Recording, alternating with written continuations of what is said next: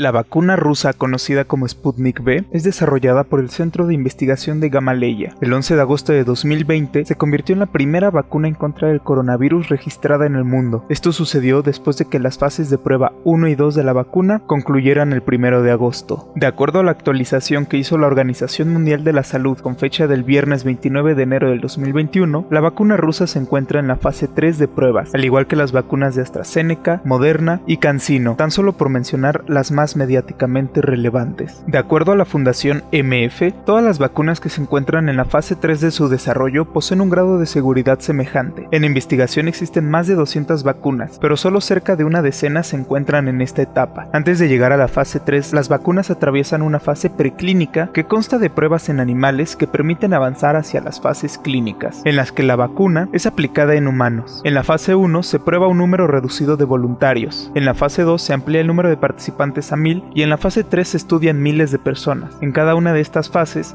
se evalúa la seguridad de la vacuna, así como la dosis y la respuesta inmunológica. Los resultados arrojados por la vacuna rusa dentro de sus ensayos fase 3 muestran una eficacia del 91.4% para combatir el coronavirus. De acuerdo al sitio web oficial de la vacuna Sputnik V, el costo de una dosis de la vacuna para los mercados internacionales será menos de $10. La forma liofilizada o seca de la vacuna puede ser almacenada a una temperatura de 2 a 8 grados centígrados, es decir, temperatura de refrigerador, lo cual le da una ventaja por encima de otras vacunas como la de Pfizer, que necesitan temperaturas de hasta menos 70 grados centígrados. En diciembre de 2020, Oxford AstraZeneca anunció que hará ensayos combinados de su vacuna con la Sputnik V. Ahora bien, tan solo en Rusia, más de 1.5 millones de dosis han sido repartidas en diferentes regiones del país y más de 800,000 personas han sido ya vacunadas. Además, más de 50 países ya han solicitado la vacuna Sputnik V, sumando más de 1.2 mil millones de dosis solicitadas internacionalmente.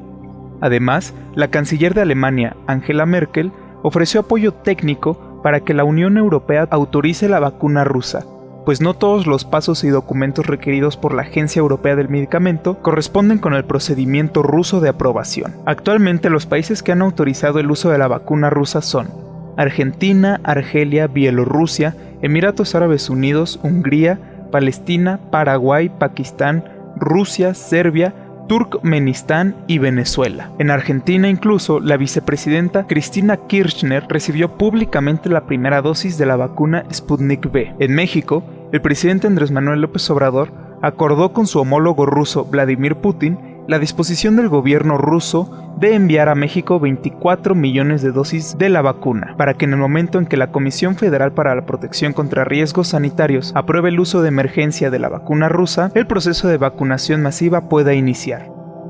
Pasando al otro tema sobre la vacuna Sputnik, tenemos una gran esperanza, desde luego, de tener una vacuna más en nuestro repertorio. Recordarán que el pasado 6 de enero fuimos encomendados por el presidente de la República y en mi caso, además, por el secretario de Salud, para visitar Argentina, tener una entrevista con el presidente Alberto Fernández y su equipo de trabajo y, de ser posible, entablar conversación con los funcionarios rusos. Esta misión fue sumamente exitosa, porque logramos todo lo que estoy mencionando. Y en esa entrevista con los funcionarios rusos tuvimos un primer acuerdo, en su momento verbal, sobre tener 24 millones de dosis, equivalentes a 12 millones de tratamientos o de esquemas preventivos con la vacuna Sputnik V. Este acuerdo se ha sostenido y desde entonces lo único que hemos logrado ha sido éxito en ir refinando las condiciones de la entrega. En este momento estamos precisando los tiempos de entrega. Lo deseable y aparentemente lo muy posible es que empecemos a tener vacuna de manera inmediata. Ya se ha acabado el mes de enero, pero tempranamente en el mes de febrero, en marzo y en abril, hasta llegar a la dotación completa de estas 12 millones de esquemas de tratamiento que consisten en 24 millones de dosis. Respecto a la autorización sanitaria, esto también me parece muy importante que sea un asunto de interés público y que todo el mundo le dé seguimiento a este tema. Toda vacuna que se autorice en México, y esto ocurre en la mayoría de los países del mundo, requiere demostrar calidad, seguridad y eficacia.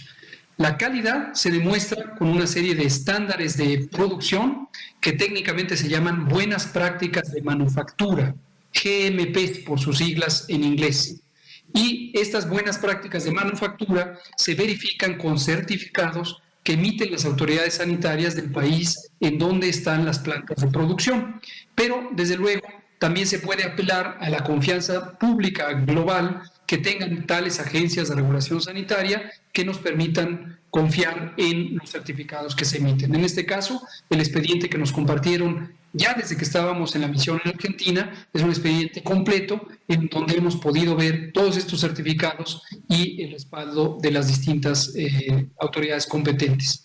Por el otro lado, la seguridad y la eficacia se demuestran a partir de la investigación clínica, principalmente las tres fases, la fase 1, 2 y 3, y en especial interés la fase 3.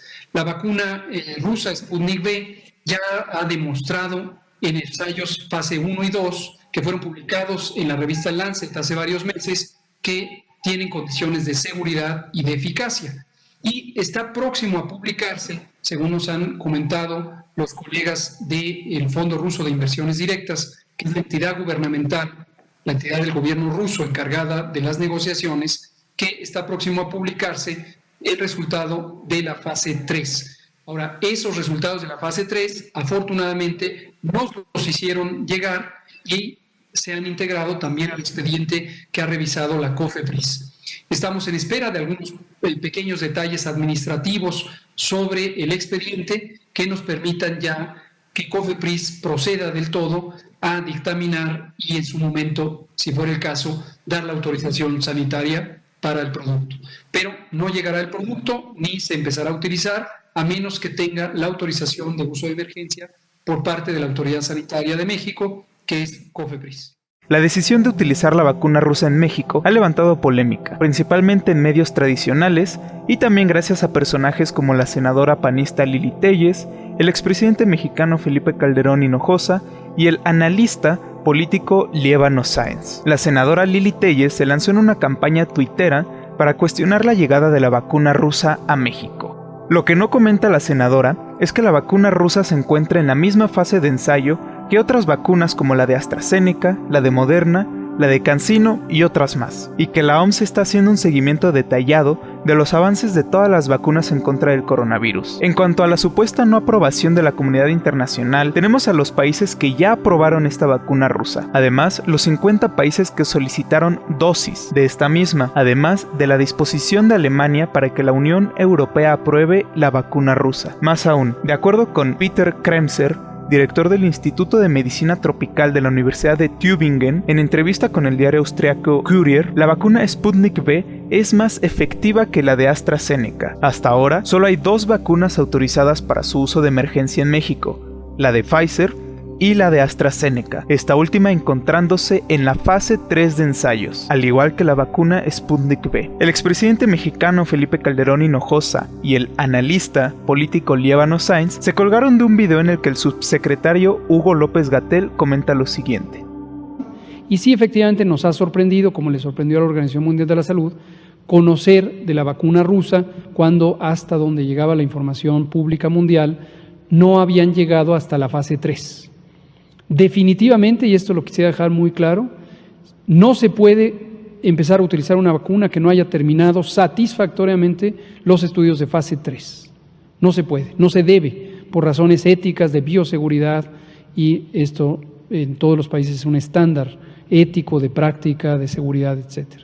Este video es de agosto de 2020, cuando de acuerdo con el periodista Fabricio Mejía, ninguna de las vacunas se encontraba en fase 3. Sacar de contexto lo declarado por López-Gatell y querer aplicarlo a una realidad que 6 meses después es completamente distinta, es esparcir desinformación. En medio del debate por la vacuna rusa, el semanario Proceso publicó una nota con la cabeza: filtran informe en Argentina sobre reacciones adversas de la vacuna Sputnik V. La nota habla sobre la fase 3 de pruebas de la vacuna rusa, en la cual participaron casi 13,000 voluntarios. De esas 13,000 personas, 12 fueron las que presentaron eventos adversos serios. Y de esos 12, 3 son adultos mayores. Veamos cómo se comparan estas cifras de efectos adversos comparadas con las vacunas de Pfizer, la única aprobada por la OMS, la de AstraZeneca y la de Moderna. De acuerdo con el portal de noticias alemán Deutsche Welle, tras las primeras vacunaciones de Pfizer, En Noruega, 33 personas murieron, todas mayores de 75 años. Un paciente estadounidense y 2 británicos